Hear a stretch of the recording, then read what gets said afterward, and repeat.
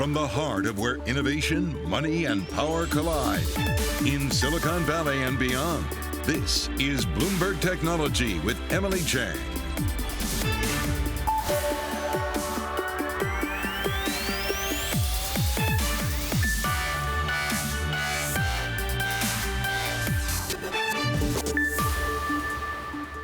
I'm Emily Chang in Cupertino, and this is Bloomberg Technology. We are live from Apple's campus, where the company just unveiled its next generation of devices, the upgrades to new iPhones, watches, and AirPods, focusing on health, safety, and satellite connectivity. And there was one big surprise: the price of the bottom-of-the-line iPhone unchanged, despite the worst inflation in decades. We are going to give you the full download, but first I want to get a look at the markets and how shares reacted to Apple's big reveals. Bloomberg's Ed Ludlow is back at home base in San Francisco. Ed, take it away.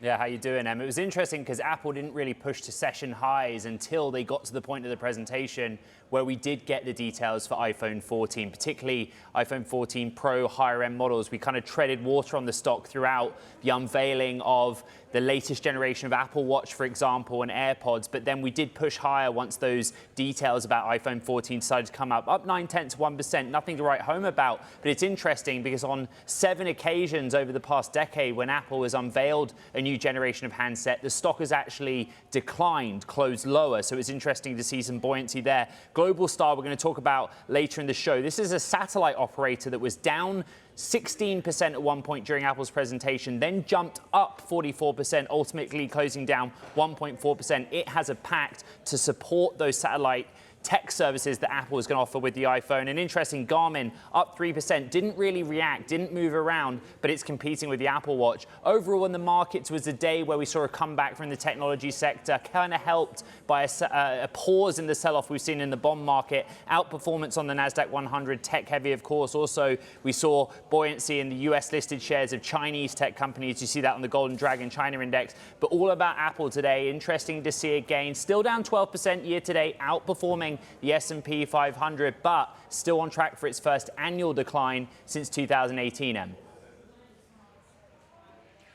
All right, Ed, thank you. We're going to check in with you again later in the show. I want to stick with Apple, bringing Carolina Milanese of Creative Strategies, who's here with me at Apple headquarters inside the Steve Jobs Theater for the first time in a few years. Absolutely. Actually. How significant do you think these upgrades are? And key, are people going to buy these new devices with inflation higher than, it's been in 40 years? I think it's been interesting to see that the focus today has been on real pain points that consumers have, and also hit on the key drivers that you see consumer talk more and more about, which is battery life, is a better display, is a better camera with low light conditions. You saw that, and you saw how Tim Cook opened the event today, talking about the value of each product and then the magic that the 3 products that we're here for today bring together. And I think that's what you have when you're thinking about upgrading. You might have one of these products that are older than another, and you want to get into that cycle so that you can take better advantage of the new features, but also feel that magic that Cook was talking about. Well, I wonder if the most significant announcement was the price of that, lowest tier, iPhone 14, and it being the same as the iPhone 13 was last year. Yeah, the price are the same, is a good and a bad, depending where you're looking at it, right? We have seen some of the consumer electronic companies bringing their prices up earlier in the year because of inflation. Others, they kept them the same. I think what was interesting to maybe sweeten a little bit that price point is the deals for the trade-ins that you've seen Apple mention through the carriers in the US and directly from Apple. $800 to $1,000 depending on what model you're traded in. So let's talk about the other things, satellite connectivity. I know that was a really big deal. And how significant is that going to be in terms of driving more people to buy these phones? I don't know that the satellite is necessarily a purchase driver per se, but I think is that extra peace of mind, the same way as you think about insurance, right? have it, you have to purchase it, you hope you never use it, but you know that it's there in case you need it. And it's the same with the feature of car crash detection, as an example. Peace of mind for parents with new drivers coming on, a feature that is both on the watch and on the phone, all the way to the throughout the portfolio. So the safety was an extra, if you like, pillar on what Apple built today across the portfolio. All right, let's talk about the Apple Watch Ultra. Significant pricing news there as well.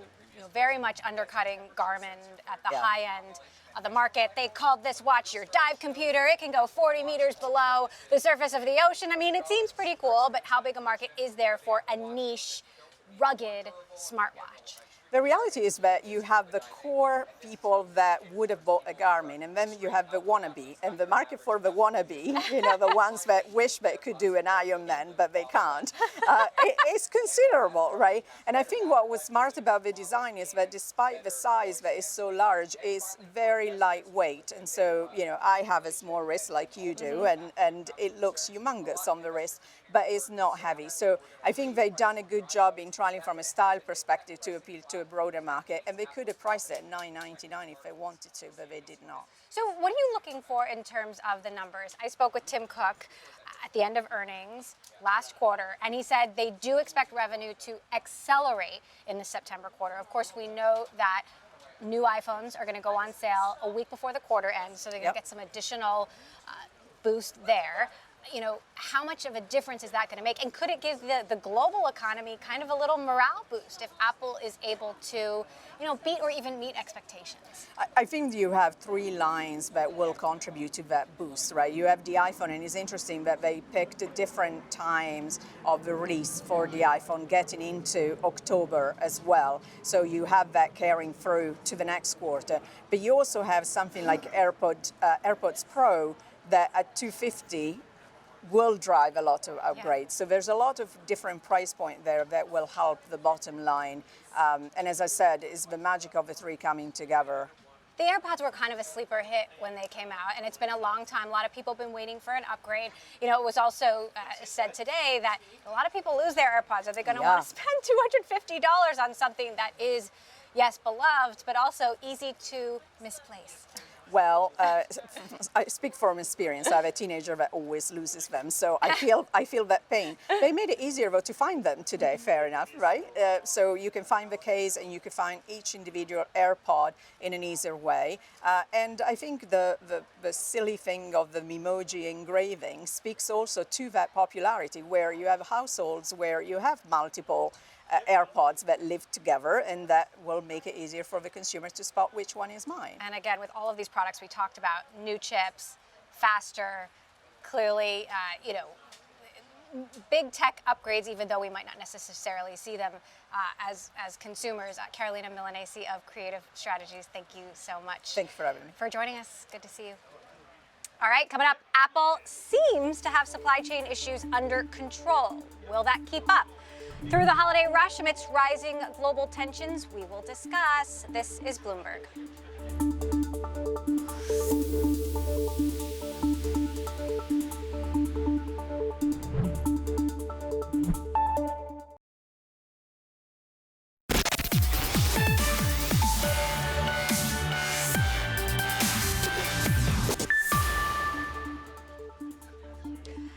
Apple seems to have managed supply bottlenecks spurred by the pandemic, but now it has to navigate the CHIPS Act and a new policy designed to boost U.S. production of tech products. That includes approval for certain semiconductor exports to countries of concern, including China. I want to bring in CFRA equity analyst Angelo Zeno now for more. So, Angelo, first of all, let's talk about supply chain management for this new slate of products. Is Apple going to be able to get all of these new iPhones and watches and AirPods to people who want them in time for the holidays? I mean, as far as getting it in time for the holidays, yes, we think so. I think it's interesting that clearly the timing of this event clearly being on September 7th and the actual launch of the phones, right? I mean, you were talking September 16th, I believe, is when shipments start, pretty much a week earlier than we had previously anticipated, to be honest with you.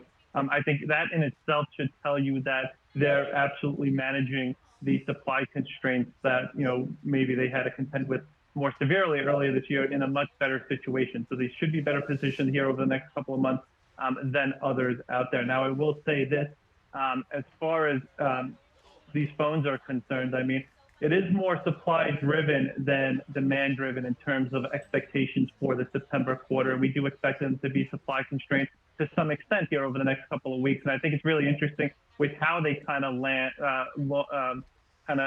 put the launch of these phones, right? 3 out of the 4 devices will be available at the end of next week, where the other one will be in October. So that'll help them also better navigate the constraints and put more emphasis on those Pro devices, which of course are higher priced and better margin.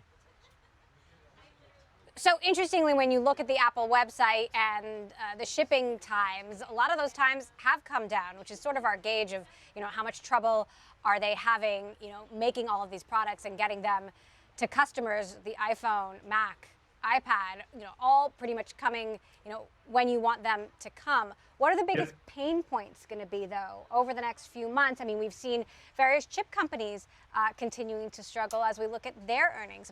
What is it about Apple that they're not having these issues?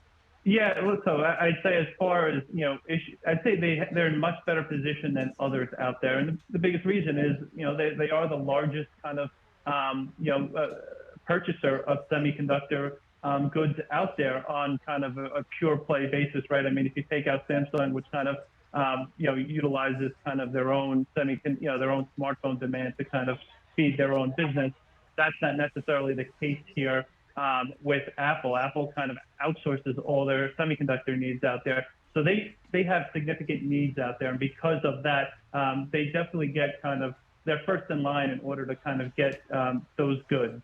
At the end of the day, though, when we kind of look ahead here in terms of where the supply constraints continue to be most severe, it's definitely at the more trailing edge technology nodes. It's more your kind of, your microprocessors, your microcontrollers and what have you of the world. And Apple does need to purchase those type of components. But again, they are in better position than others out there to get those orders fulfilled.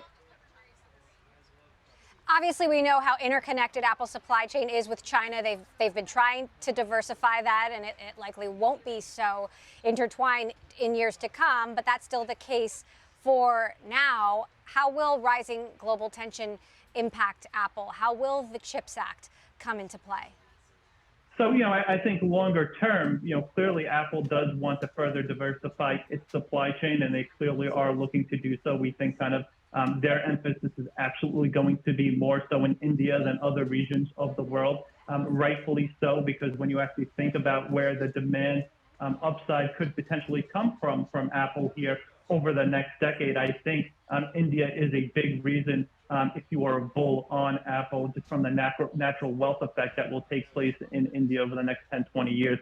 So it makes a lot of sense for Apple to start kind of expanding into that geographic region. But that being said, Apple remains very well positioned within China. We don't necessarily actually expect them to, shut down any type of production out there. And to be honest with you, as more and more chip companies out there kind of evolve within China, there's actually a possibility where Apple could potentially use their local semiconductor manufacturing industry as well. But that being said, I mean, we do expect them to continue to look for ways to expand and further diversify outside of China. But India will be the key there. I don't know how much of an impact kind of the CHIPS Act will have within the U.S., but I think only time will tell. The big question remains how many people are going to upgrade their devices in the middle of a downturn when they're already paying more for everything else. How significant do you think the pricing that we heard today, the Apple Watch Ultra at $799, the new iPhone 14 at $799, the same price it was last year as the iPhone 13, that seems to be pretty significant. Yes, I mean, listen, I actually thought there was a possibility they could have raised the prices on some of those Pro devices, but I'm kind of happy that they didn't, to be honest with you. When we kind of look at Apple here, first off, our forecast for the upcoming cycle here in terms of the iPhone 14 cycle is actually no growth in terms of on the unit side of things. However, we do expect average selling prices to increase about 3%, at least 3%, and that's going to just be the actual improving mix. I mean, clearly they're ditching the Mini out there, adding the 6.7-inch plus device, and then just what they've announced on the Pro side of things relative to what they've done with the two standard devices. I think there's a big enough gap where you could potentially see more consumers kind of gravitate out there more towards the Pro devices, at least for the September quarter and December quarter.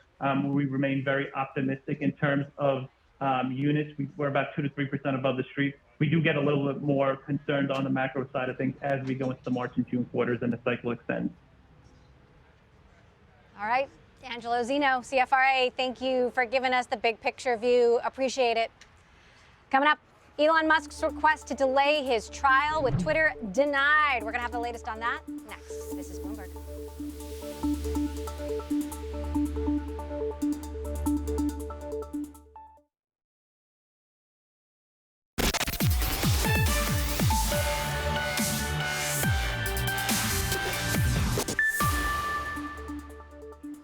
Shares of Twitter jumping in Wednesday's session after a Delaware judge told Elon Musk, no, we can't delay this trial with Twitter. Of course, Elon trying to walk away from that $44 billion deal. Bloomberg's Ed Ludlow here with all the details. Ed, kind of a big loss for Musk here, meaning he won't have as much time to pull together some additional discovery. What does this signal from the judge? Yeah, best day for Twitter shares since mid-July. The idea being that a brisker schedule timeline for trial favors Twitter. Most analysts, including our Bloomberg intelligence litigation team, would say that that brisker schedule boosts the odds that Twitter will be able to enforce the original deal terms, which, as you know, Emma, $54.20 a share, valuing Twitter at $44 billion. And Judge Kathleen St. Jude McCormick basically said that she couldn't delay the trial by even 4 weeks. Remember, Musk's team were asking for December, because if she did, then it could bring harm to Twitter's business that she couldn't justify. So one win for Elon Musk is that he can use the complaints of this whistleblower, which recently emerged, to an extent. Explain. Yeah, so this is Peter Zatko, who filed a whistleblower complaint on August 23rd, basically saying that Twitter had security deficiencies, making its platform vulnerable to hackers, and in this complaint that he'd been told by a senior Twitter executive that there was a bots issue. That now what the judge is saying is that incrementally the Musk team can go out as part of discovery ahead of trial to include some of that information that was in the August 23rd whistleblower filing in their legal armory, so to speak. But again, it all comes back down to Musk having to prove the same impact, the same legal point that he has had to all along, which is material adverse effect. And again, street analysts, Bloomberg intelligence litigation analysts see this being in Twitter's favor at this point. All right, Ed Ludlow, thank you. Meantime, on Tuesday night, Alphabet's CEO, Sundar Pichai, defended the company in response to claims that it is anti-competitive. At the Code Conference, he also commented on Google's decision to remove former President Trump's Truth Social app from the App Store. Bloomberg's Alex Barinka was in the room for Pichai's remarks. She joins us now. So, Alex, let's start on the anti-competitive accusations. You know, not a surprise that he defended Alphabet and Google's position there. But what do you make of how he did it? Yeah, Emily, he brought it up at basically every turn. Sundar was on stage for about 45 minutes, and whether he was talking about the ad market, about commerce, about competition with TikTok, he brought it back to this argument that their company, that Alphabet, is not anti-competitive, that in fact there is a lot of competition out in the market. Now, it is a timely argument for him to be making. Just last month, our colleagues reported, based on their sourcing, that the DOJ may be bringing another anti-competition suit against Google on their ad business. You'll remember that there's already a suit out there from the DOJ alleging the company dominates the search market. So it seems like antitrust is definitely on the mind of Alphabet CEO. And he really wanted to remind us that, you know, they have rivals out there in the market as well. Meantime, he gave some detail, more detail than I think we would expect about their decision to remove Trump's Truth Social app from the Google Play Store. Tell us what he had to say. Yeah, that's right. He pointed to kind of what it's coming down to for removing it right now, which is content moderation. He kind of talked at length that the Google Play Store has standards for what they expect the apps on that platform to kind of participate in when it comes to content moderation, and said that it seems like they are looking at that more closely. He also pointed out that the Google Play Store did bring on Parler recently. So there has been movement there for some of these platforms that seem to be friendlier to Trump or allow Trump on the platform in terms of getting them into the Play Store. But for Truth Social, that content moderation piece and making sure that they can kind of abide by the standards that Google expects seems to be the breaking point at the moment. Meantime, he talked about his goal to make Google 20% more productive, which is really significant given how massive that company is. Does that mean layoffs? Potentially. It seemed like yesterday he talked about finding kind of productivity gains. He gave some examples, past examples, like having multiple music applications on different sides of Alphabet's platforms and combining those into one. He also talked about things like teams that have perhaps 3 managers as the decision maker when there should only be one, and that slows things down. So perhaps you don't need that many people. But for Google, look, they are struggling like the rest of the ad-driven businesses out there in big tech. So he's absolutely looking to efficiencies. And it sounds like right now they're going through kind of a holistic process of figuring out where they have duplications in the business that they can narrow down and where perhaps the business should be moving faster with fewer voices to make sure that it is hitting those productivity goals.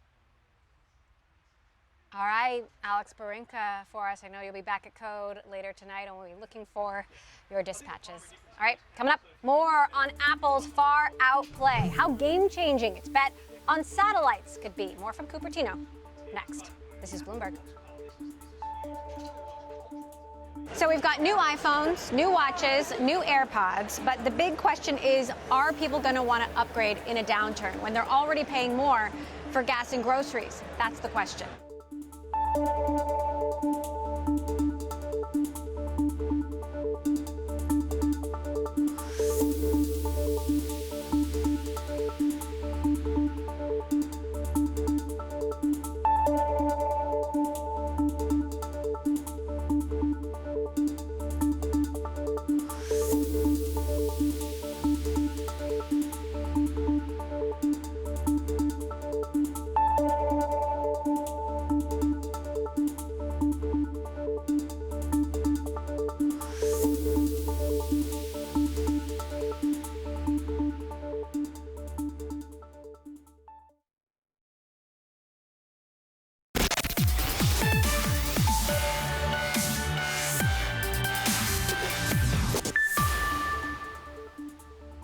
Welcome back to Bloomberg Technology. I'm Emily Cheng in Cupertino, where Apple just unveiled a new line of products. Let's talk about it all with Maribel Lopez, founder and principal analyst of Lopez Research. Good to see you back here.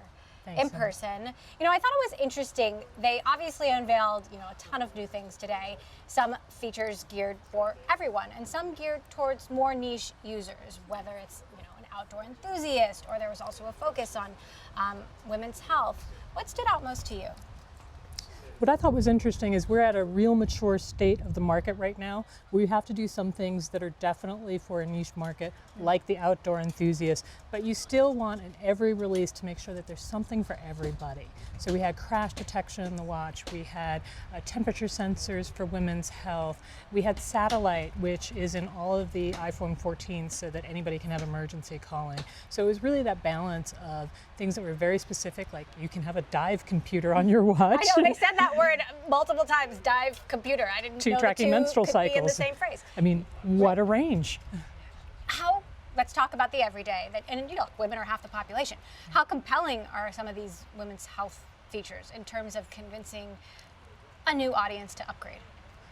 we want this watch to be for everything, right? If you're going to wear this every day, then you want it to really do things that matter in your life. And nothing is more important to women at certain points in their life than being able to understand what's happening with their menstrual cycle. So I think that they really hit a curve that makes sense for a broad percentage of the populace. They also double down on the privacy features there, because obviously we're talking about really personal information. Absolutely. And privacy has been Apple and Tim Cook's big thing. You know, they've continually said, you know, we are doing this better than anyone else. We are protecting you and your data. How important is that in terms of the marketing? I think one of the things that we're seeing is really a bifurcation of those that care about privacy and those that don't. Those that monetize you with your data and those that are saying, hey, this is really about you buying the product and it's your information. And I think no one is excelling at that message better than Apple right now. But Apple is also building out its own advertising business, right? Is there some hypocrisy there? We don't know yet is the short answer, because we don't know exactly what type of data they're going to collect or what they're going to do with it or what the privacy constraints are around it. But it's clear that everybody wants advertising dollars. So let's talk about the outdoor enthusiasts and I mean, first of all, the video was just absolutely amazing, and all the different deserts and snow-covered mountaintops they went to. But how big a driver do you think this will be? I mean, they obviously did undercut the Garmin watch, the high-end Garmin watch, significantly. Absolutely. I look at this very similar to how the Mac was theoretically designed for creatives. The watch is now also an outdoor enthusiast specialty. You don't need a dive computer. You don't need a Garmin watch. If you are a triathlete or anybody, frankly, that just really wanted all-day battery life and to be out there and to know it was going to work, I think they struck a chord. These were complaints that had been in the marketplace, and now they've addressed them. So, let's talk about what this means over the longer term, because, 50% of Apple's revenue now comes from the iPhone, but you're not going to buy an Apple Watch or AirPods if you don't have an iPhone. So Are you seeing Apple becoming even more reliant on the iPhone, or still less reliant on the iPhone? I think the world is reliant on smartphones, so that iPhone absolutely has to have features that sell it, because it drags the entire ecosystem with it, and that's not going to change. So what are you looking, when you look out over the holidays and potentially a very busy quarter, but customers under pressure, they're paying more for gas and groceries and literally everything, though, iPhone's staying at the same price. Thank you, Apple. What do you think this upgrade cycle is really going to look like in a downturn? I think the upgrade cycle is going to be contentious. And people have to make choices between what they're going to buy. In some cases, this is going to be, are you going to have heat or are you going to have an iPhone? But having said that, a smartphone is so critical to what people do in their lives that they'll choose a smartphone over, say, a PC as something. So I think that there's still great opportunity for the fourth quarter to be a great quarter for Apple. All right.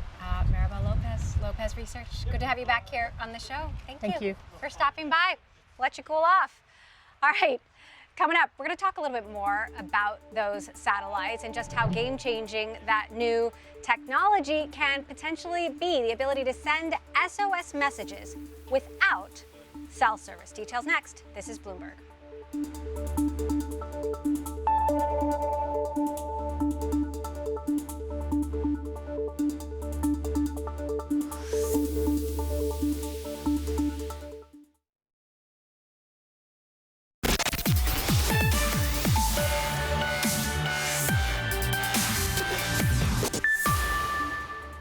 Unlike stationary cell towers, communication satellites are hundreds of miles above the Earth and flying at over 15,000 miles per hour.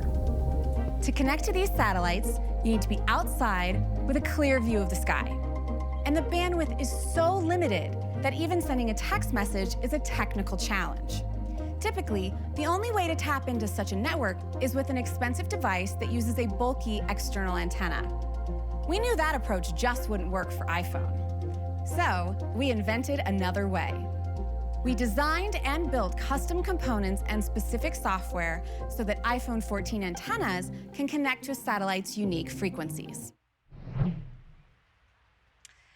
There's one stock that went wild during the iPhone 14 unveiling, and it wasn't Apple. Bloomberg's Ed Ludlow back now with a look at Global Star. Very important partner. Ed? Global Star.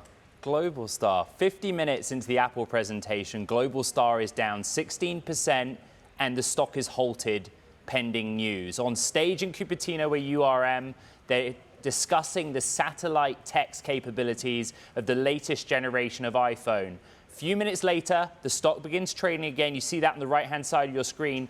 It jumps from a decline of 16% to a gain of 41% before ultimately closing down 1.2%. Now, there have been rumors for almost a year that Globalstar would partner with Apple to be the satellite operator. It's confirmed now in that regulatory filing. Apple is going to pay Globalstar fees to provide this service. But for Globalstar, this is a big win. This is a tiny company, $3.7 billion market cap, sales in the hundreds of millions of dollars each year. But for them, this is a really big win. Big win indeed, and putting a lot of speculation to rest. Thank you, Ed. I want to talk more about Apple's new satellite connectivity and bring in Chris Quilty, the founder of Quilty Analytics, which works exclusively in the satellite and space industry. This is something, Chris, I know that you've been following for a very long time. And on stage today, Apple talked about how this took years to put into practice: hardware, software, infrastructure, innovation. Just how significant is it that Apple says they can now pull this off? Well, I think it's a good innovation form. I think it's also a first step. The service, as it was announced today, is a fairly limited, worst case scenario, good to have as a background technology. But if you've been watching the broader industry landscape, there's lots of things happening with satellite phone connectivity, and other companies, including SpaceX and T-Mobile, just last week or 2 weeks ago, that announced a service that's a substantially more viable service. Companies like Iridium that are working with handset manufacturers, AST, Space Mobile, Link, and supposedly Android and Google are coming out with satellite phone connectivity also. So let's talk about the T-Mobile and SpaceX example. What do they offer that Apple does not? Well, the fundamental difference here that really matters is the spectrum. In the case of the Apple announcement, they are using dedicated satellite-only spectrum, which means Apple has to put, as they said, specific hardware, antennas and chips to work with that satellite-only hardware spectrum.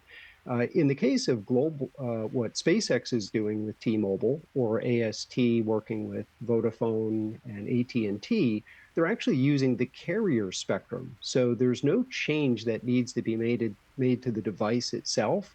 All the work will be done by the satellite. In the case of a company like AST, they're building one of the largest satellites, certainly one of the most powerful satellites out there, in order to do the work that the handset can't, because the handset has no modifications made to it. So if this is a good first step, as you say, what do you imagine the second and third step might be?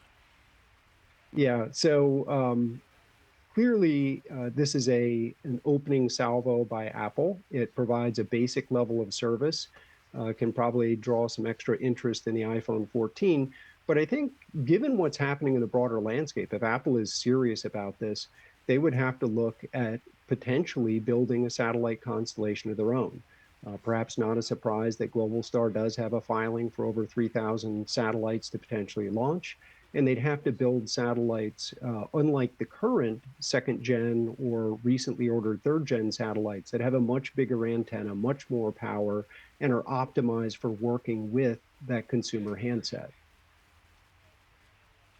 So let's play this out a little bit. Do you imagine that someday Apple might be interested in building a competitor to Starlink, for example?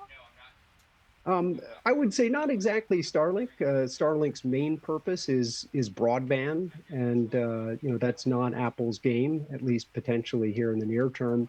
I think the reason that they partnered with Globalstar, they're probably one of the weaker players in terms of their current revenue and their customer profile within the satellite, mobile satellite spectrum industry. What they do have is a very good spectrum position.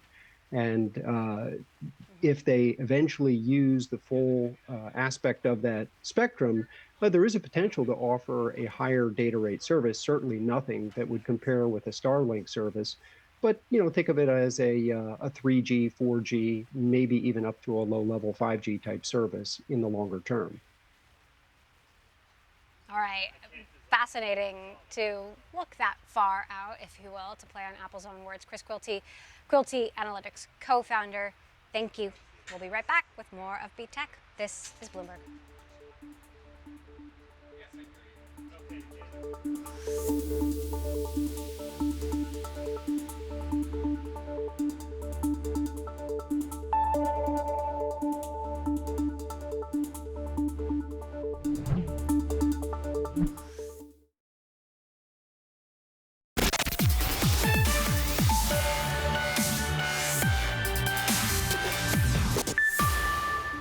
These incredible products each offer so many great capabilities and work seamlessly together in a way that only Apple can deliver.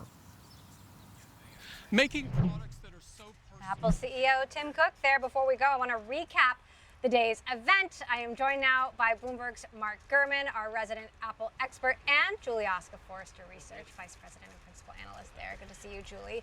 Mark, I want to start with you because obviously you previewed so many of the things that we saw today, but there must have been some surprises. What stood out most to you? You know, leading up to the event, there were a lot of analysts who were expecting iPhone price hikes, particularly on the iPhone 14 Pro and Pro Max line. I had never heard that was happening, so I didn't believe it was happening, and little do we know, they announced it today with no price hikes. Very interesting in light of inflation, price increases you're seeing from Meta, from Samsung, and from other companies. However, there are some inflationary related price increases you're seeing in Europe and India, but if you want an iPhone 14 Pro, it's going to be that same $999. Now, I will note, if you look at the fine print at some of the carrier deals this year, they're not as aggressive as last year. Right, so last year you were able to upgrade from a 12 Pro Max to a 13 Pro Max and get like $50 cash back on top of getting that new phone. This year, that same upgrade from a 13 Pro Max to a 14 Pro Max is going to cost most people between $300 and $600. So the carrier deal's not as aggressive. You know, Julie, it's almost a given that every year the price of the iPhone goes up. We get a new one and the price goes up. What do you make of Apple's play here? Is this genius or not? Well, I think it's a nod to the economic headwinds that we feel like a lot of consumers are facing. So I think it was very smart, not only keeping the prices relatively flat, but you also heard Tim Cook say the word essential a lot. It's essential. It's essential. And it's not only essential, but now it's essential to our health and essential to our safety. So I think it's smart marketing. Mark, when it comes to the technology, you know, as you reported, we're seeing more significant upgrades than we saw last year, but to some people, they might still look at this phone and say, looks like basically the same phone. But, you know, those technological upgrades that go into, you know, a new chip, thinner, faster, longer battery life are so hard to do. Can you talk to us about the significance of the inside changes that we can't see?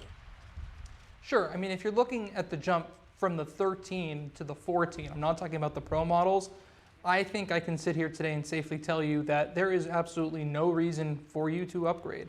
There's no faster processor, the battery life is about the same, and the camera enhancements going from the 13 to the 14 are not that significant. But when you get to the Pro models, you are seeing major changes, right? That new notch cutout, they really turned something that's an ugly portion of the iPhone into something that quite frankly looks awesome.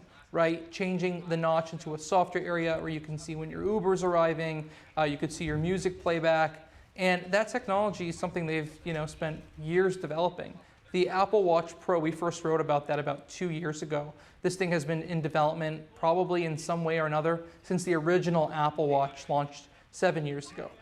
Let's talk about the car crash feature, right? That required them to actually do car crash testing. They showed a video of that.